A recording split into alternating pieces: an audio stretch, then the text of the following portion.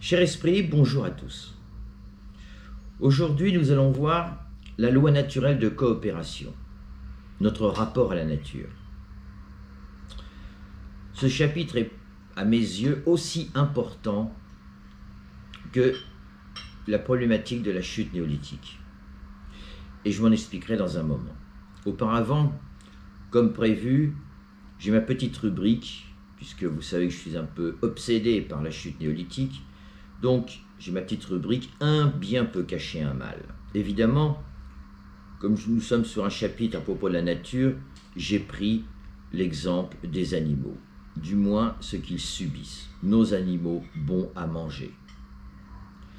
Ils survivent enfermés les uns sur les autres, quand ils ne sont pas suspendus, comme certaines vaches laitières aux États-Unis.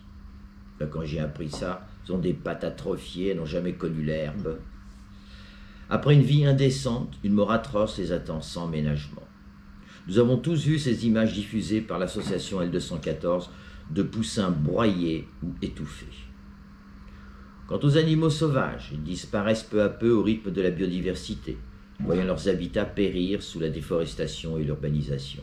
Inutile d'insister, nous connaissons tous l'état actuel de la nature, du moins ce que nous en avons fait, notamment au regard des vivants.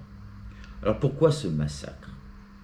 Outre la question toujours la même de la rentabilité illimitée, qui est toujours présente derrière nos actes prédateurs. Pourquoi ? Parce que trop souvent, nous nous pensons extérieurs à la nature. Et je reviendrai avec deux autres exemples tout à l'heure.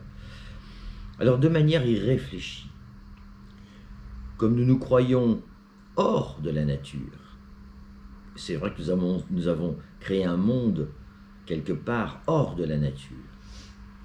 Et donc, de manière irréfléchie, nous scions la branche sur laquelle nous sommes assis.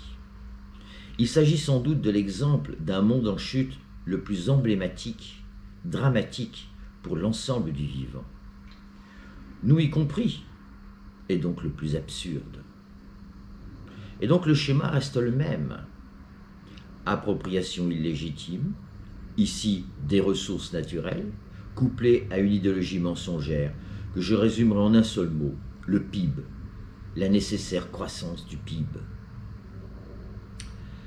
Alors l'enjeu de ce chapitre, il est donc le même que celui de la chute néolithique. Pour la chute, il s'agissait de montrer qu'il était envisageable que l'homme soit par nature altruiste face à l'idéologie libérale de l'homme égoïste. Quant à la loi naturelle de coopération, l'idée sera de montrer que le concept de prédateur, dans la nature elle-même, s'avère totalement faux.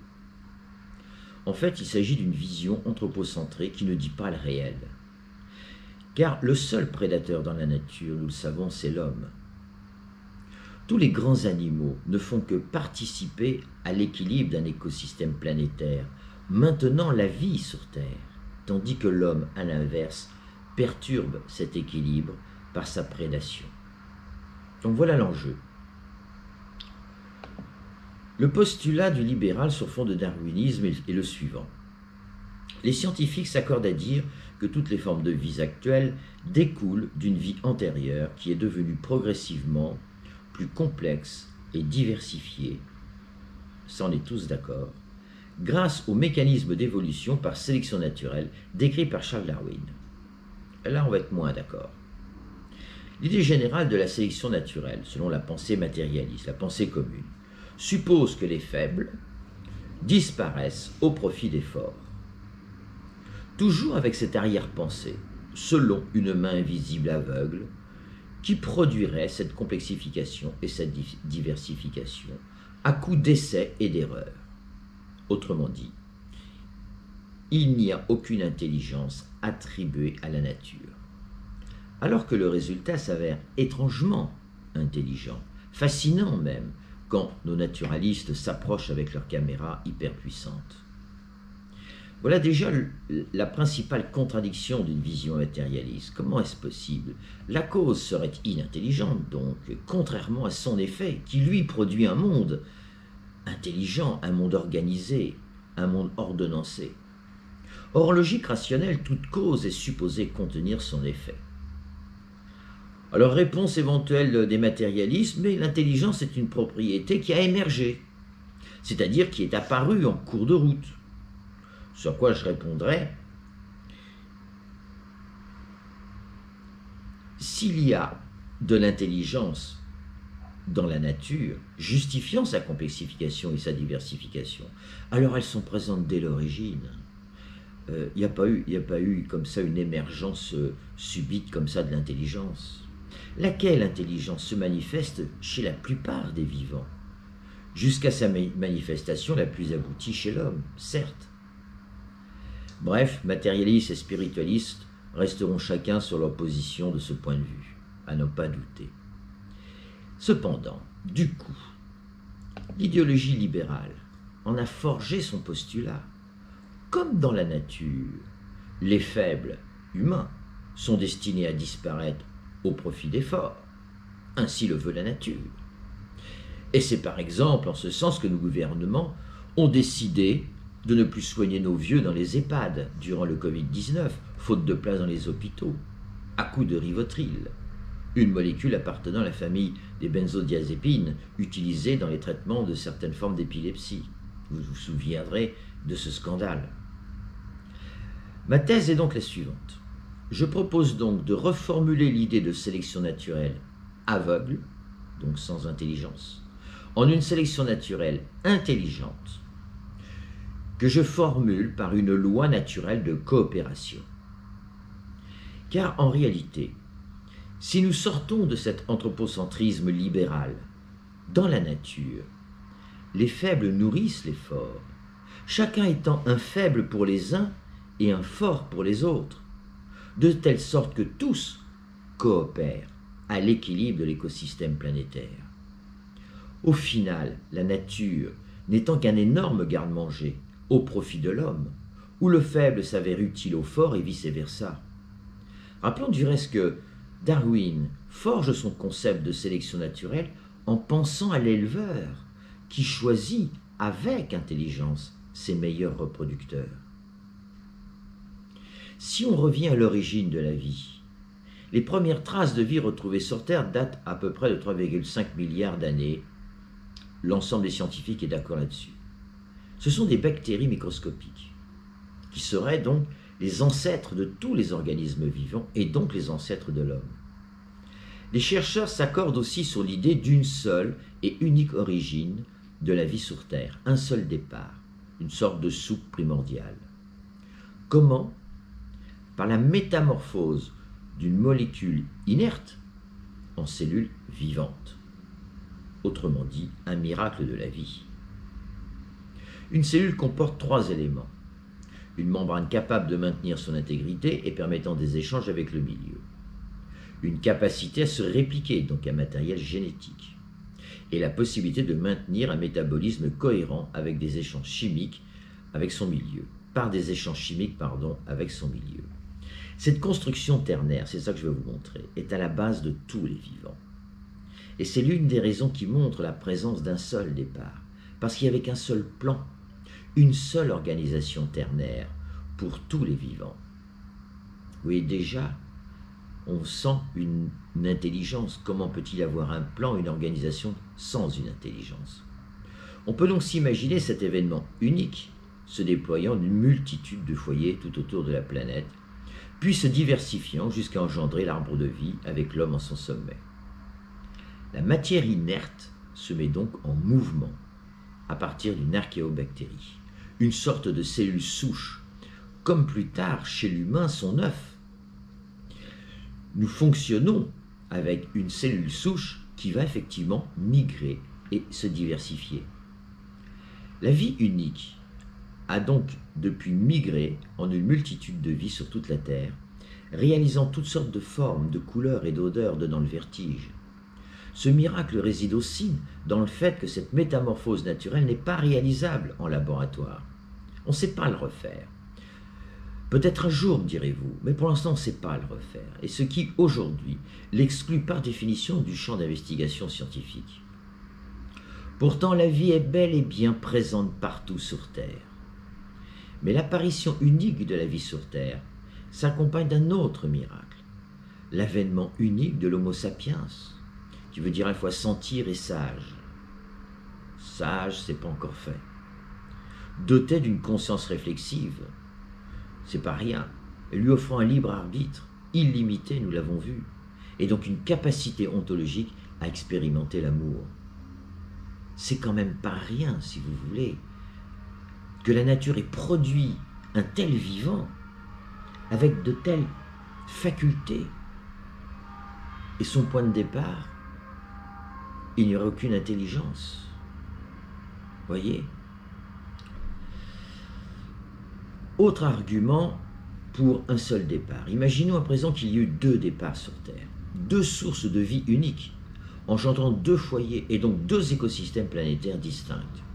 Dans ce cas, également 2 espèces humaines au bout de l'arbre, n'ayant plus la même origine et donc aucune fraternité possible, déjà qu'il n'y en a pas beaucoup, auraient alors surgi au sommet de ces 2 arbres de vie 2 espèces humaines qui sont dites se seraient détruites mutuellement et auraient par là même anéanti les 2 écosystèmes. Donc vous voyez, la vie aurait donc probablement disparu de la Terre s'il y avait eu comme ça 2 départs, 2 écosystèmes, 2 arbres de vie. D'où l'importance, si vous voulez, du caractère unique et donc miraculeux de la vie en soi. Le vivant est donc parti d'une simple cellule. Et que voit-on durant les 3,5 milliards d'années de son évolution? Une progression constante, allant systématiquement du plus simple au plus compliqué. Sur la flèche du temps, inexorablement, vous voyez le caractère constant, la vie sur Terre n'a cessé, et là nous sommes tous d'accord, de se complexifier et de se diversifier. Nous sommes là face à une constante naturelle, une constante que nous allons retrouver dans un moment à propos du formalisme de la nature, les mathématiques, et de son principe, les lois de la physique sont invariantes. Je vais y revenir sur ces 2 exemples qui me semblent des arguments fondamentaux. Or, toute constante vitale suppose un plan, donc une intelligence et donc une volonté. Donc vous voyez déjà là, le courant matérialiste, il n'y a ni intelligence ni volonté dans la nature. Pour le courant spiritualiste, il y a une intelligence et une volonté dans la nature. Observons à présent la nature sans préjugés, sans ces 2 possibilités, sans ces 2 visions. Que voit-on? Un monde naturel infiniment harmonieux, une diversité infinie, où chaque vivant joue son rôle dans une construction unique. Citons l'exemple bien connu de la pollinisation entre les fleurs et les abeilles, mais aussi les oiseaux, les chauves-souris et même le vent y participent. Un autre exemple, la fonction chlorophyllienne des végétaux, grâce à la photosynthèse, extrait du gaz carbonique le précieux oxygène, le renvoie dans l'atmosphère et garde le carbone. En retour, la fonction hémoglobine assure le transport de l'oxygène indispensable à nos vies et rejette notre gaz carbonique récupéré par la même végétation. Symboliquement, le vert de la végétation, couleur complémentaire du rouge, travaille de concert avec le rouge, l'hémoglobine. Plus généralement, la nature s'avère un énorme garde-manger où tout le monde mange tout le monde. Chaque vivant est la proie des uns et le prédateur des autres. L'herbivore transforme le végétal indispensable au carnivore. Même un virus, à la frontière du vivant, est une sorte de prédateur qui se nourrit et se réplique au détriment d'une cellule saine. De l'infiniment grand à l'infiniment petit, il y a nourriture des uns entre les autres. Telle est faite la nature. N'est-ce pas le réel que nous observons? Sans préjugés. Cette vie, à la fois unique et multiple, profite à qui au final? Mais à l'homme bien sûr. Mais si on regarde la nature avec un esprit plutôt fermé, anthropocentré, nous ne voyons que la loi du plus fort chez les grands prédateurs, dont nous serions d'ailleurs le meilleur prototype. Et du coup, le libéralisme nous applique cette pseudo-sélection naturelle aveugle pour justifier la présence constante de pauvres. les riches étant les meilleurs prédateurs, cette vision matérialiste de la nature en soi et de notre propre nature est selon moi réellement fausse.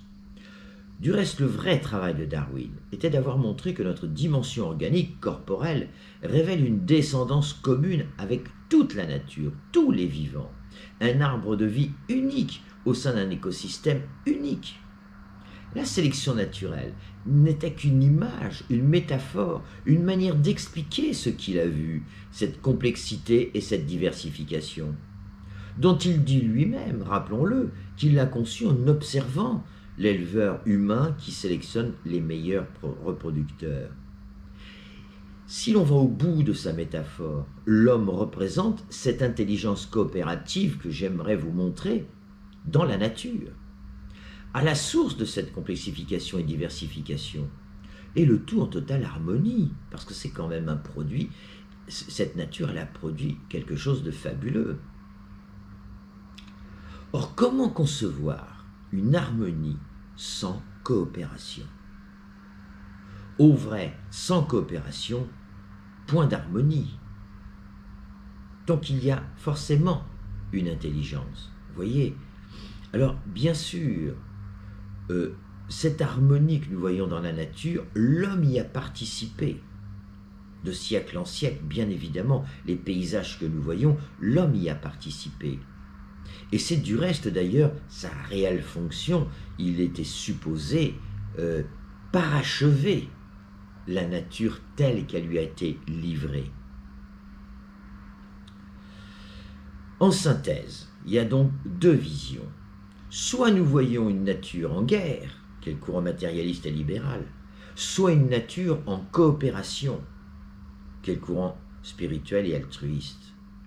Voilà ces deux visions, voilà ce qu'il faut décider pour le monde d'après. Est-ce qu'on veut poser un regard coopératif, ou est-ce qu'on pose un regard où c'est une guerre de tous contre tous? Et alors, nous reprenons ce modèle naturel pour faire chez nous, dans l'organisation du travail, dans notre société, du tous contre tous ou de la coopération. Hein. Oui, vous avez compris, c'est ça l'enjeu. Donc, au lieu d'y voir la notion de sélection naturelle aveugle, je vous propose donc la loi naturelle de coopération, dont fait partie la sélection naturelle, mais cette fois-ci intelligente, laquelle enveloppe, forme et justifie tous les écosystèmes en un unique écosystème planétaire. Or, un écosystème suppose un système, c'est-à-dire un principe unique, organisateur, un cosmos au sens des Grecs, écrit avec un K. Voilà pourquoi Platon affirmait que tout ce qui existe est à la fois un et multiple. En effet, si le multiple n'est pas organisé par un principe d'unicité, alors c'est le chaos. Et voilà mes deux exemples que j'ai tirés de la science physique. Le premier, c'est le formalisme de la physique, donc de la nature. C'est le langage mathématique. C'est un fait.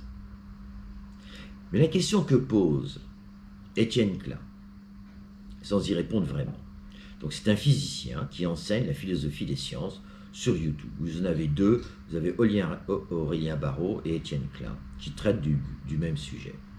Et voilà la question que pose Étienne Klein lors d'une vidéo quand il donne un cours. Et il dit ceci, et je pense que j'ai repris mot pour mot. Est-ce la nature qui impose le langage mathématique? Première proposition. Est-ce que c'est la nature qui impose le langage mathématique? C'est-à-dire que le langage mathématique fait partie de la nature? Ou est-ce l'homme qui a inventé ce langage pour forcer la nature à se représenter? Vous voyez la question? Eh bien, je répondrai, si l'homme fait effectivement partie de la nature, ce que le réel montre, on est tous d'accord, que l'homme est issu de la nature, y compris son intelligence, alors il n'y a qu'une seule réponse possible. C'est la nature qui impose le langage mathématique. Le langage mathématique appartient à la nature. Mais ce qui suppose alors d'accorder une intelligence au cœur même de la nature. Une réponse inconcevable pour un scientifique matérialiste. Accorder une volonté et une intelligence, et qui plus est supposée supérieure à celle de l'homme. Bon, ce qui n'arrange pas notre orgueil, ne peut s'envisager que dans une perspective spiritualiste, comme le courant vitaliste par exemple. Voyez, si vous répondez à cette... Il n'y répond pas d'ailleurs vraiment à cette question. Il laisse... Bon, c'est toujours un peu les méthodes philosophiques, on pose que des questions puis on n'y répond pas. Hein, bon. Mais à un moment donné, il faut quand même y répondre. Et donc, si on veut vraiment répondre à cette question, ben, la réponse, elle est évidente. Nous sommes issus de la nature, et donc si nous sommes capables de formuler une mathématique de la nature, et c'est ainsi que l'on formule toutes les lois physiques, bien c'est que cette mathématique est à l'origine. Fait partie de ce plan dont je vous parle, de cet ordonnancement, de cette organisation, depuis le départ. Donc poser la question à la manière de notre philosophe des sciences suppose là encore un anthropocentrisme qui extrait l'homme de la nature. Vous voyez, c'est le même problème. C'est le même problème que nous faisons avec les animaux. Nous ne voyons pas que nous scions notre branche sur laquelle nous sommes assis. Vous voyez, parce que nous nous extrayons de la nature. Et là, sa question, c'était tellement évident, ça m'a choqué, si vous voulez, c'est que cette question suppose que l'homme s'extrait de la nature et il invente les mathématiques pour exprimer, pour représenter la nature. Vous voyez? Eh bien, vous retrouvez donc cette même contradiction dans la vision matérialiste. Comment justifier la présence de l'intelligence des mathématiques? Il s'agit de l'intelligence rationnelle la plus abstraite. Hein? Du côté, vous savez que pour moi, il y a l'intelligence rationnelle et l'intelligence du cœur. Hein? C'est pas du tout les mêmes. Eh bien, en termes d'intelligence rationnelle, les mathématiques, c'est la plus abstraite. C'est d'ailleurs pour ça que c'est quand même la plus difficile.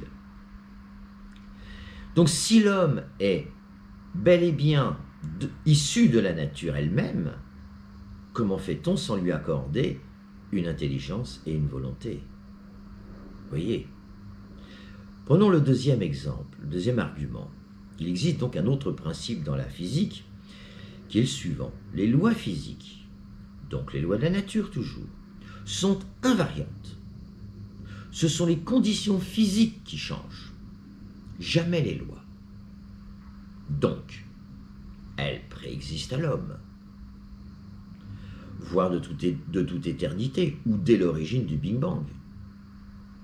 Si tel est le cas, alors toute la nature répond à un principe législatif favorisant la complexité et la diversité harmonieuse et esthétique, au lieu d'une sélection naturelle aveugle. Et du reste, plus tard, je montrerai que la nature, notre biologie, est porteuse d'une éthique également, d'une morale vitale. Donc vous voyez, là,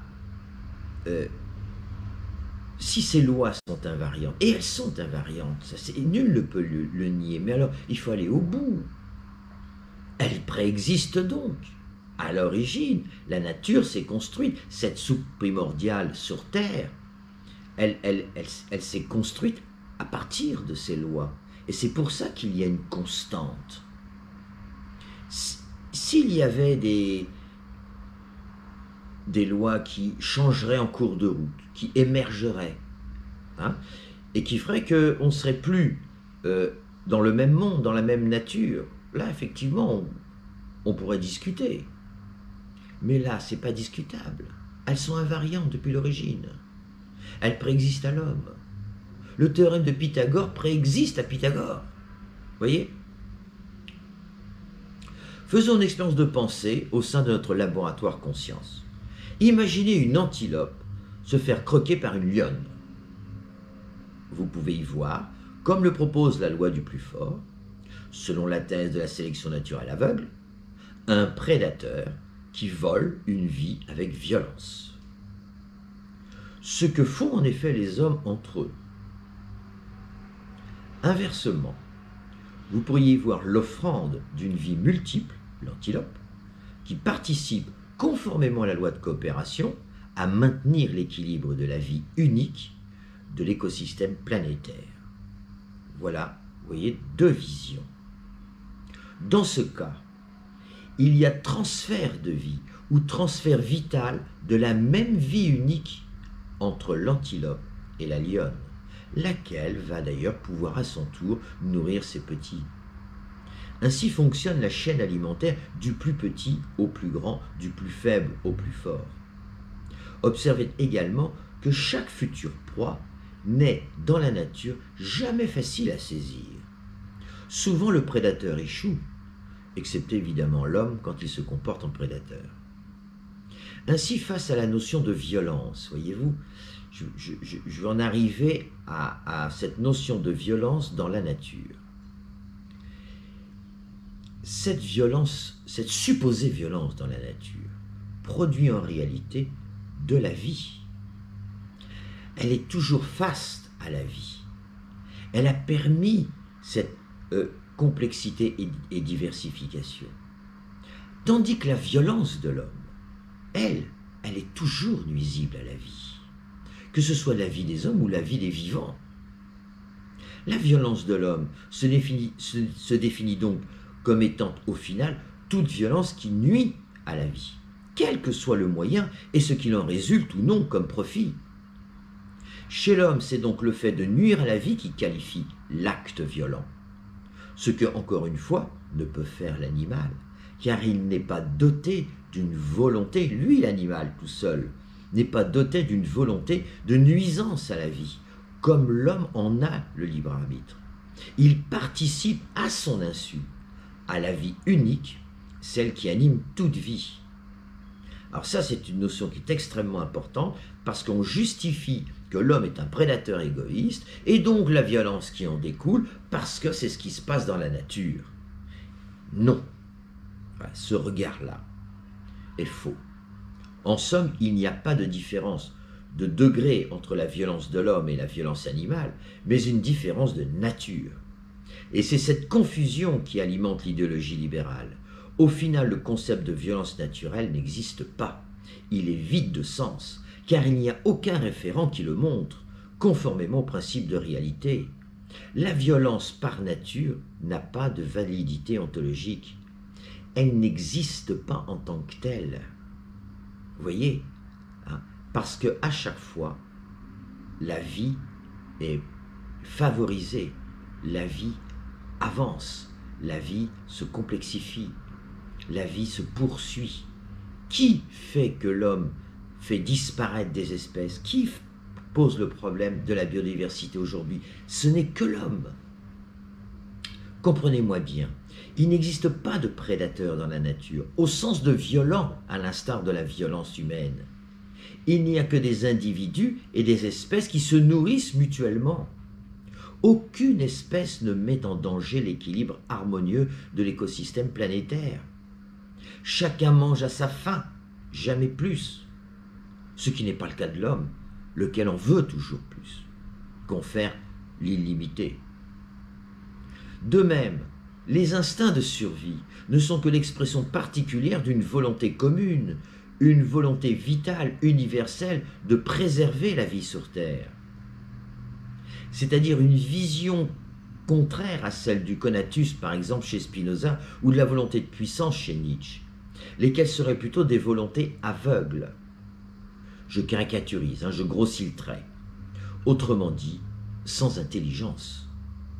Or, comment concevoir une volonté propre sans intelligence et inversement? C'est ici, je crois, où la vision matérialiste se heurte encore à une contradiction inconciliable. Il ne peut y avoir de volonté sans intelligence la conduisant, cette volonté, ni d'intelligence sans volonté pour l'incarner, la mettre en pratique. Prenez l'exemple de l'animal, il possède les deux, certes à un degré moindre que celle de l'homme, lui permettant de s'adapter, de survivre, de procréer.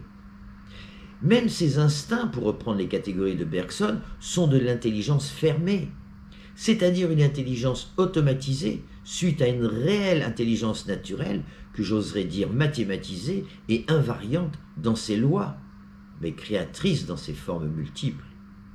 Là, à nouveau, il n'y a pas de créativité sans intelligence. Donc, comment concevoir toute cette création s'il n'y a pas une intelligence à la base? À partir de l'idée de volonté naturelle, donc intelligente, donc que j'oppose au conatus et à la volonté de puissance de Nietzsche. Si dans la nature sur laquelle nous sommes assis, dans laquelle nous vivons, s'il y a bien une intelligence et une volonté naturelle, alors à ce moment-là, nous avons, j'en ai fait un premier principe d'une loi vitale, il y a 10 principes dans cette loi vitale, et le premier principe, c'est tout simplement la vie veut la vie. Eh bien, cette phrase, la vie veut la vie, je l'ai entendue chez Michel Onfray. J'étais ravi d'ailleurs de l'entendre. Alors après, va-t-il jusqu'à... Oui, je l'ai aussi entendu parler d'intelligence dans la nature, d'intelligence dans la vie. Mais il restera quand même matérialiste et athée. D'où est cette intelligence? Bon, je ne sais pas. Autrement dit, la vie unique veut la vie multiple, mais pas n'importe quelle vie. Vous voyez? Et ça, c'est vraiment valable également pour les hommes. La vie veut la vie, parce que la vie unique veut la vie multiple, mais pas n'importe quelle vie. En synthèse, lors de nos premières observations du haut de notre courte vue, nous croyons entrevoir chez l'animal un instinct de survie sans une réelle volonté créatrice supérieure dotée d'une profonde intelligence dépassant nettement la nôtre. Bon, quelle hubris en effet de croire que nous sommes seuls dotés d'une intelligence, laquelle, comme nos mathématiques, ne sont que la création de la mère nature. Là encore, comme l'enseigne le mythe de la chute, nous nous croyons créateurs des lois physiques, comme de sa mathématique. Voyez-vous, hein, Étienne Klein, son idée derrière, c'est de dire c'est les hommes qui ont créé les mathématiques. Voyez le problème. Hein. Alors que nous ne sommes que des créatures dotées d'une intelligence, reçues de la même nature, afin de mieux la comprendre et finalement la parachever ensemble, main dans la main. Au lieu de cela, qu'est-ce que nous faisons? Nous l'infériorisons, nous ignorons son intelligence, nous la méprisons au point de la détruire, donc au passage nous détruire. Telle est la limite quand même de notre intelligence. Il faut bien dire que on est quand même fortement limité parce que quand même, il serait temps de s'apercevoir qu'on est en train de nous détruire nous-mêmes. En revanche, dès que les nouveaux naturalistes, parce que les caméras de haute précision l'ont permis vraiment de s'approcher, qu'est-ce qu'on voit? On voit la loi de coopération qu'ils filment entre les règnes végétal et animal pour former des écosystèmes où régit la vie multiple pour tous. Chaque instinct de survie coopère à son insu à l'harmonisation de la grande nature, à l'instar d'un orchestre symphonique où chaque espèce joue sa partition sous la direction générale du chef d'orchestre. Dans la nature, j'appelle ce chef d'orchestre la loi naturelle de coopération, où chaque individu coopère à sa façon avec ses forces et ses faiblesses. Il y a donc à la source une intelligence créatrice et ordonnatrice qui a mis des millions d'années à créer des lignes instinctives pour chaque espèce. Chaque instinct est fermé, expression de Bergson, de telle sorte qu'il ne met jamais en danger l'équilibre naturel. Aucune espèce n'engendre des guerres de tranchées, des charniers ou ne meurt de famine. Analyser l'instinct de survie, ainsi que le fait la pensée matérialiste et libérale, comme une attitude naturellement égoïste qui ne cherche qu'à sauver sa propre vie au détriment des autres, est faux. En déduire qu'il serait naturel que l'homme, animal parmi les animaux, se conduise comme un prédateur à l'instar des prédateurs visibles à l'œil nu, est faux. Expliquer que la sélection naturelle de Darwin justifierait qu'il y ait donc au sein de l'humanité des faibles et des forts, des dominants et des dominés, des sachants et des ignorants, des riches et des pauvres, est faux. En conclure que la théorie de l'évolutionnisme dépend ou s'appuie sur la loi du plus fort qui régnerait dans la nature est encore une idée fausse. En conclusion, la sélection naturelle, non aveugle, est un processus collectif, intelligent, de coopération, où chaque individu a reçu différents instincts de vie permettant de mener sa propre vie au mieux, mais sans jamais mettre en danger l'harmonie de l'écosystème planétaire.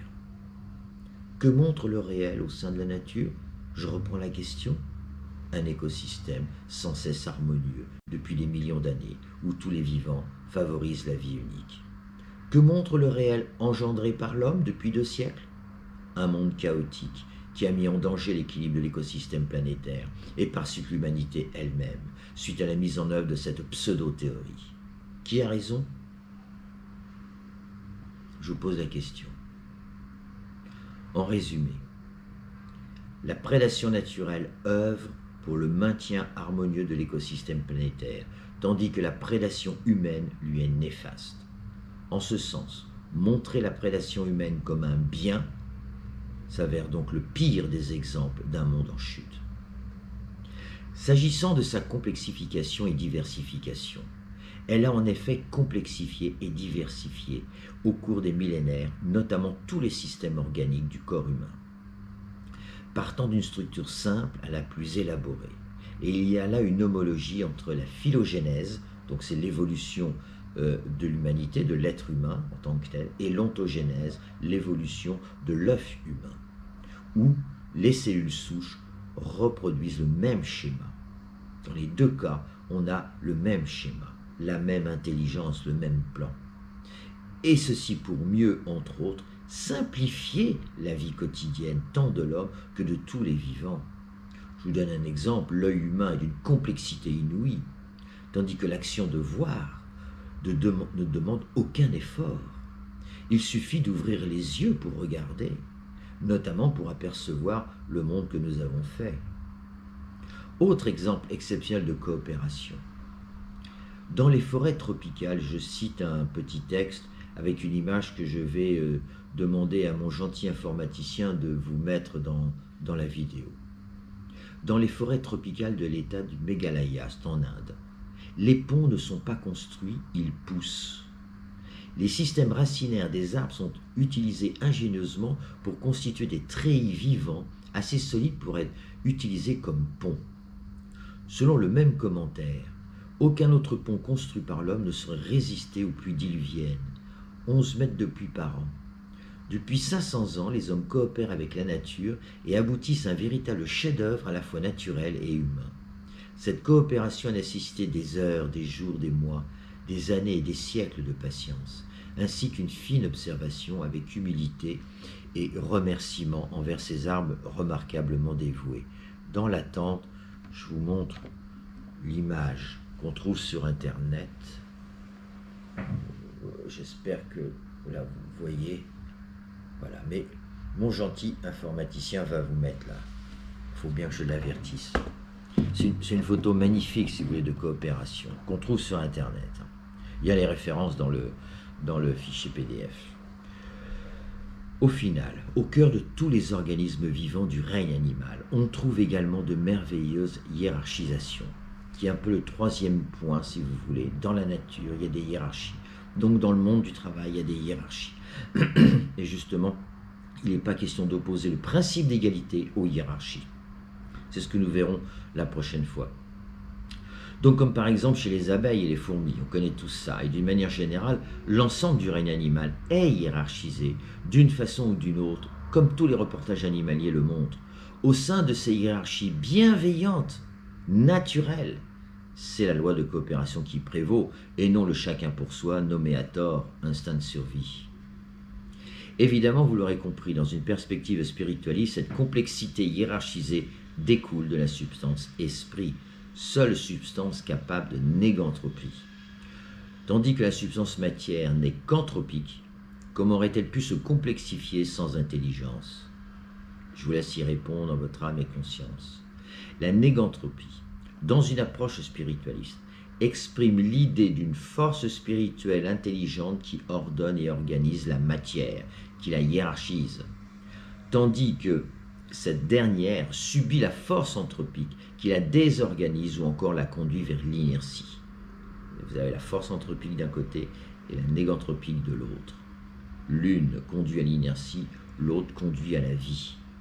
C'est en ce sens que j'ai nommé plus haut miracle le passage de la molécule inerte à la cellule vivante. Vous voyez comment c'est possible ce saut quantique, hein, il est d'essence négantropique, vous voyez. En conséquence, j'accuse donc cette pseudo-philosophie darwinienne qui détourne à son profit les lois de la nature. J'accuse aussi la psychologie qui ne voit en l'homme que de l'égoïsme.